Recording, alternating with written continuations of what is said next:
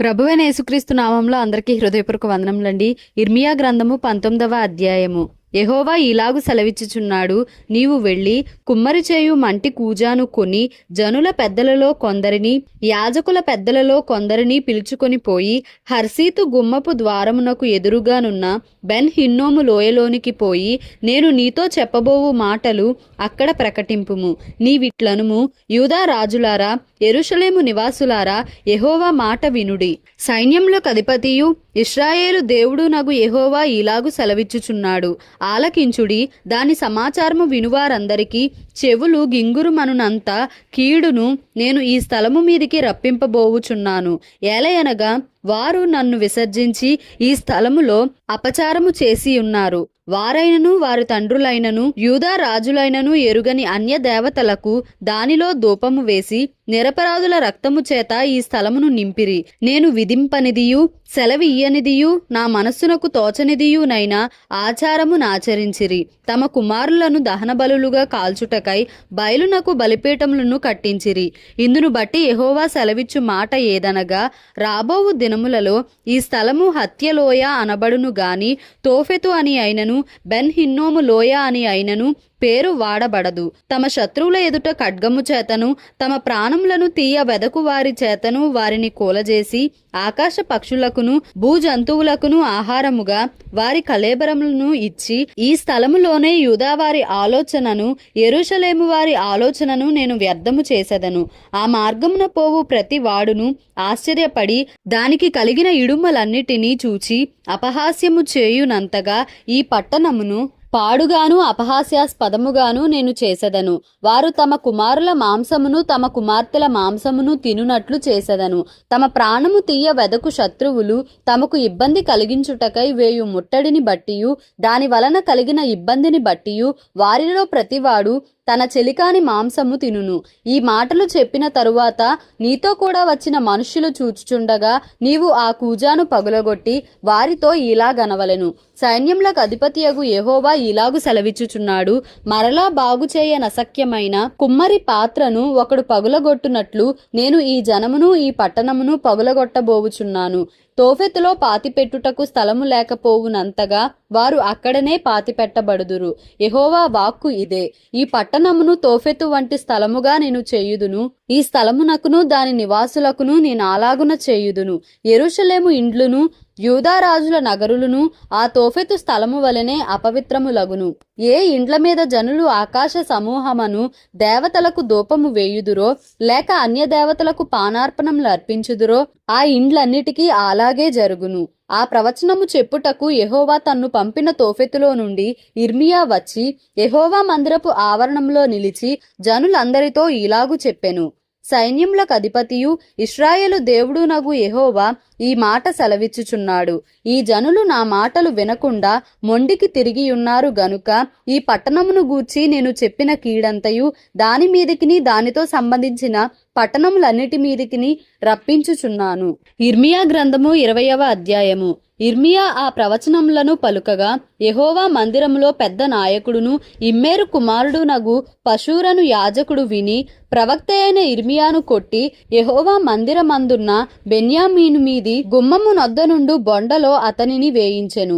మరునాడు పషూరు ఇర్మియాను బొండలో నుండి విడిపింపగా ఇర్మియా అతనితో ఇట్లనెను, యెహోవా నీకు పషూరను పేరు పెట్టడు గాని మాగోర్ మిస్సాబీబ్ అని నీకు పేరు పెట్టును. యెహోవా ఈ మాట సెలవిచ్చుచున్నాడు, నీకును నీ స్నేహితులకందరికిని నీవే భయకారణముగా నుండునట్లు చేయుచున్నాను. నీవు చూచుచుండగా వారు తమ శత్రువుల ఖడ్గము చేత కూలెదరు. మరియు యూదా వారినందరినీ బబులోను రాజు చేతికి అప్పగింతును. అతడు వారిని చెరపట్టి బబులోనునకు తీసుకొని పోవును. ఖడ్గము చేత వారిని హతము చేయును. ఈ పట్టణములోని ఐశ్వర్యమంతయు దానికి వచ్చిన లాభమంతయు దాని అమూల్య వస్తువులన్నీయు యూదా రాజుల నిధులన్నీయు నేను అప్పగింతును. వారి శత్రువుల చేతికే వాటిని అప్పగింతును. శత్రువులు వాటిని దోచుకొని పట్టుకొని బబులోనునకు తీసుకొని పోవుదురు. పషూరు, నీవును నీ ఇంట నివసించు వారందరూ చెరలోనికి పోవుదురు. నీవు ప్రవచనముల చేత మోసపుచ్చిన నీ స్నేహితులందరూ బబులోనునకు వచ్చెదరు. అక్కడనే చనిపోయెదరు, అక్కడనే పాతిపెట్టబడెదరు. యెహోవా, నీవు నన్ను ప్రేరేపింపగా నీ ప్రేరేపణకు లోబడి తిని, నీవు బలవంతము చేసి నన్ను గెలిచితివి. నేను దినమెల్లా నవ్వుల పాలైతిని. అందరూ నన్ను ఎగతాళి చేయుదురు. ఏలయనగా నేను పలుకున్నప్పుడెల్లా బలాత్కారము జరుగుచున్నది, దోపుడు జరుగుచున్నది అని ఎలుగెత్తి చాటింపవలసి వచ్చెను. దినమెల్లా యెహోవా మాట నాకు అవమానమునకును అపహాస్యమునకును హేతువాయెను. ఆయన పేరు నేనెత్తను, ఆయన నామమును బట్టి ప్రకటింపను అని నేను అనుకొంటినా, అది నా హృదయంలో అగ్నివలే మండుచు నా ఎముకలలోనే మూయబడి ఉన్నట్లున్నది. నేను ఓర్చి విసికియున్నాను, చెప్పక మానలేదు. నలుదిక్కుల భయము అని అనేకులు గుసగుసలాడగా వింటిని. వారు దుర్మార్గుడని మీరు చాటించిన ఎడల మేమును చాటింతుమందురు. అతడొకవేళ చిక్కుపడును, అప్పుడు మనం అతని పట్టుకొని అతని మీద పగ తీర్చుకొందమని చెప్పుకొనుచు, నాకు స్నేహితులైన వారందరూ నేను పడిపోగా చూడవలెనని కనిపెట్టుకుని ఉన్నారు. అయితే పరాక్రమము గల శూరుని వలె యెహోవా నాకు తోడయున్నాడు. నన్ను హింసించువారు నన్ను గెలువక తొట్రిల్లుదురు. వారు యుక్తిగా జరుపుకొనరు గనుక బహుగా సిగ్గుపడుదురు. వారెన్నడను మరువబడని నిత్యావమానము పొందుదురు. సైన్యములకు అధిపతి వగు యెహోవా, నీతిమంతులను పరిశోధించు వాడవు నీవే. అంతరింద్రియములను హృదయమును చూచువాడవు నీవే. నా వ్యాజ్యమును నీకే అప్పగించుచున్నాను. నీవు వారికి చేయు ప్రతిదండన నేను చూతునుగాక. యెహోవాను కీర్తించుడి, యెహోవాను స్తుతించుడి. దుష్టుల చేతిలో నుండి దరిద్రుని ప్రాణమును ఆయనే విడిపించుచున్నాడు. నేను పుట్టిన దినము శపింపబడునుగాక. నా తల్లి నన్ను కనిన దినము శుభదినమని అనబడకుండునుగాక. నీకు మగపిల్ల పుట్టెనని నా తండ్రికి వర్తమానము తెచ్చి అతనికి అధిక సంతోషము పుట్టించిన వాడు శాపగ్రస్తుడగునుగాక. నా తల్లి నాకు సమాధిగా నుండి ఆమె ఎల్లప్పుడూ గర్భవతిగా నుండునట్లు అతడు గర్భములోనే నన్ను చంపలేదు గనుక యెహోవా ఏ మాత్రమును సంతాపము లేక నశింపజేసిన పట్టణము వలె ఆ మనుష్యుడు ఉండునుగాక. ఉదయమున ఆర్తధ్వనిని మధ్యాహ్న కాలమందు యుద్ధధ్వనిని అతడు వినుగాక. కష్టమును దుఃఖమును చూచుటకై నా దినములో అవమానముతో గతించిపోవునట్లు నేనేల గర్భములో నుండి వెడలితిని. ఇర్మియా గ్రంథము 21వ అధ్యాయము. రాజైన సిద్కియా మల్కియా కుమారుడైన పషూరును, యాజకుడగు మయషేయ కుమారుడైన జఫన్యాను పిలిపించి, బబులోను రాజైన నెబుకద్రెజరు మన మీద యుద్ధము చేయుచున్నాడు. అతడు మన యొద్ద నుండి వెళ్ళిపోవునట్లు యెహోవా తన అద్భుత కార్యములన్నిటినీ చూపి మనకు తోడయుండునో లేదో దయచేసి మా నిమిత్తము యెహోవా చేత నీవు విచారించుమని చెప్పుటకు ఇర్మియా యొద్దకు వారిని పంపగా, యెహోవా యొద్ద నుండి ఇర్మియాకు ప్రత్యక్షమైన వాక్కు. ఇర్మియా వారితో ఇట్లనెను, మీరు సిద్కియాతో ఈ మాట చెప్పుడి. ఇశ్రాయేలు దేవుడైన యెహోవా ఇలాగు సెలవిచ్చుచున్నాడు, బబులోను రాజు మీదను మిమ్మును ముట్టడివేయు కల్దీయుల మీదను మీరుపయోగించుచున్న యుద్ధాయుధములను ప్రాకారముల బయట నుండి తీసుకొని ఈ పట్టణము లోపలికి వాటిని పోగు చేయించెదను.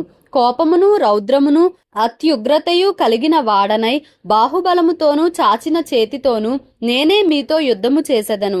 మనుష్యులనేమి పశువులనేమి ఈ పట్టణపు నివాసులనందరినీ హతము చేసెదను. గొప్ప తెగులు చేత వారు చచ్చెదరు. అటు తరువాత నేను యూదా దేశపు రాజైన సిద్కియాను అతని ఉద్యోగస్తులను తెగులును ఖడ్గమును క్షామమును తప్పించుకొని శేషించిన ప్రజలను బబులోను రాజైన నెబుకద్రెజరు చేతికి వారి ప్రాణములను తీయజూచు వారి శత్రువుల చేతికి అప్పగించెదను. అతడు వారి యందు అనుగ్రహముంచకయు వారిని కరుణింపకయు వారి ఎడల జాలి పడకయు వారిని కత్తివాత హతము చేయును. ఈ ప్రజలతో నీవిట్లనుము, యెహోవా సెలవిచ్చున్నదేమనగా, జీవ మార్గమును మరణ మార్గమును నేను మీ ఎదుట పెట్టుచున్నాను. ఈ పట్టణములో నిలుచువారు కత్తి వలన గాని క్షామము వలన గాని తెగులు వలన గాని చచ్చెదరు. మేలు చేయుటకు కాదు కీడు చేయుటకే నేను ఈ పట్టణమునకు అభిముఖుడనైతిని గనుక బయటకు వెళ్ళి మిమ్మును ముట్టడి వేయుచున్న కల్దీయులకు లోబడు వారు బ్రతుకుదురు. దోపుడు సొమ్ము దక్కినట్లుగా వారి ప్రాణము వారికి దక్కును. ఈ పట్టణము బబులోను రాజు చేతికి అప్పగింపబడును. అతడు అగ్ని చేత దాని కాల్చివేయును. ఇదే యెహోవా వాక్కు. యూదారాజు ఇంటి వారలకు ఆజ్ఞ ఇదే. యెహోవా మాట వినుడి. దావీదు వంశస్థులారా, యెహోవా ఇలాగు సెలవిచ్చుచున్నాడు, అనుదినము న్యాయముగా తీర్పు తీర్చుడి. దోచుకొనబడిన వానిని బాధపెట్టు వాని చేతిలో నుండి విడిపించుడి. అలాగు చేయని ఎడల మీ దుష్టక్రియలను బట్టి నా క్రోధము అగ్నివలే బయలు వెడలి ఎవడును ఆర్పలేకుండా మిమ్మును దహించును. యెహోవా వాక్కు ఇదే. లోయలో నివసించుదానా, మైదానమందలి బండ వంటి దానా, మా మీదికి రాగలవాడెవడు, మా నివాస స్థలములలో ప్రవేశించువాడెవడు అనుకొను వారలారా, మీ క్రియల ఫలములను బట్టి మిమ్మును దండించెదను. నేను దాని అరణ్యములో అగ్ని రగులబెట్టెదను, అది దాని చుట్టూనున్న ప్రాంతములన్నిటినీ కాల్చివేయును. ఇదే యెహోవా వాక్కు. దేవుడి పరిశుద్ధ వాక్యమును మన వినికిడిలో దీవించి ఆశీర్వదించునుగాక. Amen. Please like, share and subscribe for more videos.